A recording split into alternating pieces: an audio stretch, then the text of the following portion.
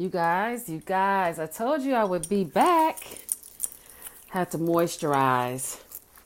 It's TJ Sykes, and I help people live big, beautiful lives through self-care on steroids so that they can live happily and abundantly. It's all about getting out of our own way so that we can make this thing a lot easier. And I always say people make life harder than what it has to be through self-imposed judgments and boundaries and obstacles, limitations. And a lot of times we blame other people, and really it's us. It's all internal. So I am here to help people just move beyond that. And boy, this lotion smells good. It's that doggone limoncello by, who is this? Bath and Body Works limoncello. I had it for a while and I'm just now starting to use it. But right now I want to talk about our words. Words are very powerful, and I want people to be mindful of their words and the things they say and be very intentional in how you use them. And before I get real deep into that, I want to I was listening to Sad Guru the other day, and he was saying that it was under a video that was like 5 keys to success or 5 tips to success. And he was saying that, I think it's per minute we speak, I don't know, 1,500 or 15,000 words, no, 1,500 words, I think, per minute. And he's like, that's a lot. Now try saying the same things, conveying the same messages. Don't change anything you're going to say, but use less words. And if more people did that, the world would be a better place. And he makes absolute sense, because when you talk a lot, and my husband always says, when you talk a lot, you're bound to say anything and everything. I mean, I am a chatterbox, and I have heard people talk themselves into a circle. They've actually contradicted themselves all the way around into a circle because they're so busy just throwing this word stew at people. And but it totally resonated with me what Sadhguru said, and I was like, when you throw a lot of words in, it takes a while to get to the point. It takes up so much time, and in my world, time is money. That's how I grew up. My father would always say time is money. And it's quite valuable. And it leaves a lot of room for confusion when you do a lot of talking. And if you're talking, you're not what? You're not listening. And you're not what? You're not learning. So I challenge people to take Sadhguru up on that challenge. And I've tried it myself. But back to the rest of what I want to share with you. I thought that was interesting. But again, be intentional and be mindful of your words. Words are energy. They have the power to heal and uplift and encourage and even change lives. But they also have the power to do other things that are quite harmful, that could cause stress to not only other people, but to yourself, especially when you are trying to live in abundance. Like, your goal is to live in abundance and experience all the joy that life offers. You want your health and well-being to be on point. And when you spend time on negativity, you're not spending time on all that's good and decent. Okay. And I always say this, I preach this too. Say what you want. Say what you want. Let me give you a few examples, and I tend to cringe. And I know everybody is not yet, they don't understand. Hey there, it's TJ. If you are here, do me a favor and give me some hearts so that I know that you love me. Thank you. I want all the hearts. Love is the highest vibrational frequency, and that's what I love. That's what we live on, right? Okay, so I'm talking about minding your words, if you weren't here in the very beginning, and being intentional and saying things, in that word is energy, and saying what you want. Say what you want, not what you don't want. Let me give you some examples. How many times have you heard parents say, stop running? Stop running. No, you want to say walk. That's one word. That is what you want. You want them to walk. Walk.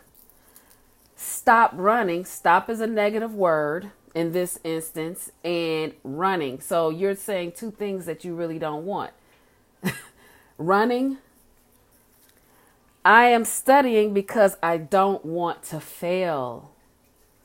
How about saying I am studying because I want to pass with flying colors? Isn't that more of a positive, more of a high vibe?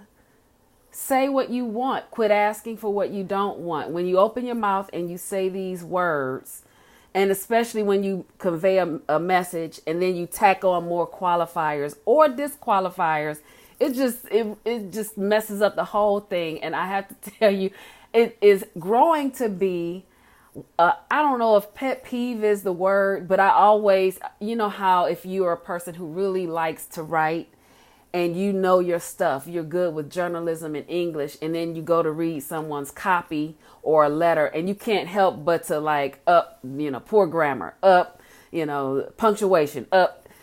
And sometimes, oh, what am I doing? Tearing it up. So sometimes I'll do that, but now I do it even more with this kind of stuff. And here's another one. Where's my favorite one? Oh, here's one. Don't slouch. What about stand up straight? Sit up straight. You convey the message, you're saying what you want, you put it out there, and you're letting it fly into the universe. And then don't forget, that is my all-time favorite. Don't forget to so-and-so. Don't forget. What about remember to? Remember. It's one word, and you're telling them what you want. Don't forget. Remember. Remember to. Please remember. Remember what I'm telling you. And also remember to do me a favor and share this video, because sharing is caring. And I know that you know that I know that you know many of people who need to hear this information. Also, be sure to save this video. There's 3 dots up above that you can save this video so you don't have to scroll through the page in order to find it. And also want to tell you guys to be mindful of how you actually speak to people as well. Watch your tone, be tactful, have some finesse. You can be cool, have a little finesse, show empathy where it's appropriate with acknowledging statements and responses. It doesn't cost anything. If someone says thank you, you can say you're welcome. If you do not want to say you're welcome, you could say don't mention it, or absolutely. Because I understand that words have meaning. Like, I don't like welcome mats. I don't like to put welcome mats or mats outside of my home that say welcome, because not all is welcome. Only everything that's good and decent and pure is welcome to cross that threshold.